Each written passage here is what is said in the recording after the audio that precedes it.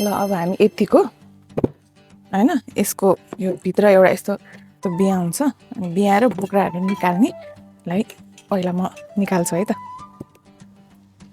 यो गर्नु अगाडि चाहिँ मजाले हात धोएर चाहिँ गर्नु होला है यस्तो बिहाहरू निकाल्ने यसरी बोक्रा बिहा मैले निकालेँ है पौका थाहा छ पौका पनि बनाउनु मिल्छ नि यसको एकदम मिठो हुन्छ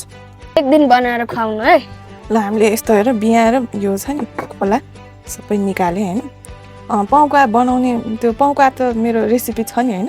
त्यही सेम प्रोसेस हो पौकामा हाल्ने अनि यसको पनि पौका बनाएर खानु मिल्छ है आज चाहिँ हामी यसको जाम बनाउनु लाग्छ ल हेर त ल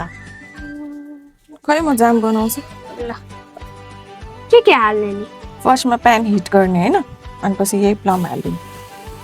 अनि यसलाई मजाले यसरी हिट गर्ने है यो म्यास गर्छ है हैन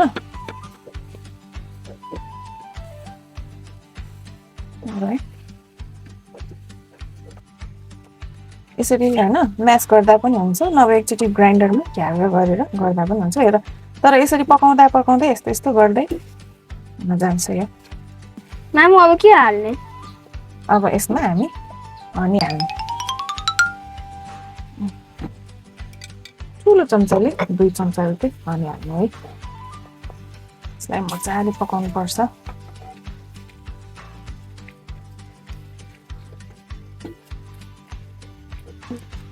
यसरी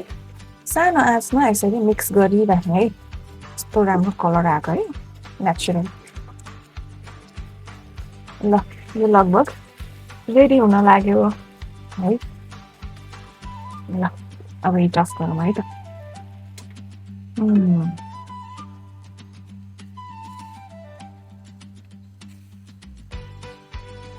ल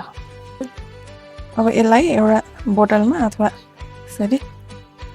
हाल्नु भएन हुन्छ तर यो तुरुन्तै पकाएर खाने है अब हाम्रो पसलको त प्रिजर्भेटिभ हालेर बनाएको हुन्छ नि त है यो त नेचुरल होममेड अहिले तुरुन्तै खानको लागि without any side effect homemade jam ल अब यो पाउरोटीमा हालेर खाऊ है त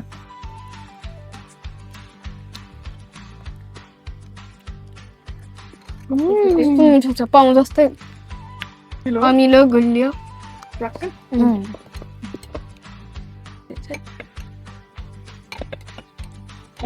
Plum Jam, homemade plum jam. Wow, it's not right? Natural, homemade. Let's try. यसले केही साइड इफेक्ट पनि हुँदैन नेचुरल सिजनल फ्रुट होममेड जाम मिठो छ यसलाई प्लेटमा स्प्रेड गरेर सुकाइदिँदाखेरि पाउ जस्तो हुन्छ हो त्यसरी मिठो हुन्छ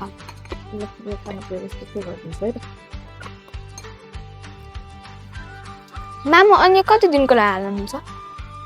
कुनै पनि प्रिजर्भेटिभ केमिकल युज गरेको छैन हैन त्यही भएर हामीले 1 हप्ता जति फ्रिजमा हालेर खान मिल्छ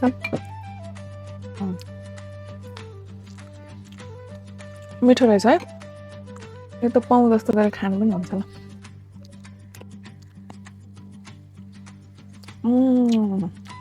साँच्चै मिठो छ ल